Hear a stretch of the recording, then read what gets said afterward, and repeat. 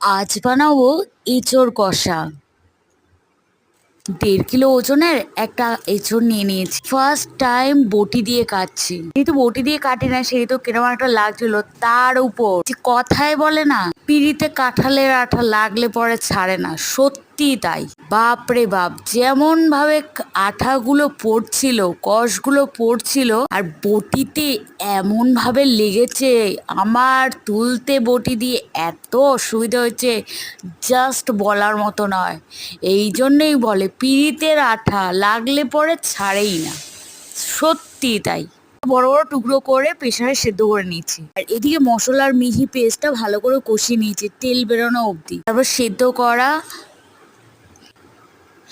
করা এঁচড়গুলো দিয়ে ভালো করে নাড়ানোর পরই আলু ভাজাগুলো দিয়ে দিয়েছি। প্রেসারে সেদ্ধ করে যে গরম জল ছিল সেটাই দিয়েছিলাম। কাঁচা লঙ্কা, চিনি, ঘি দিয়ে ভালো করে নাড়ানোর পরই তৈরি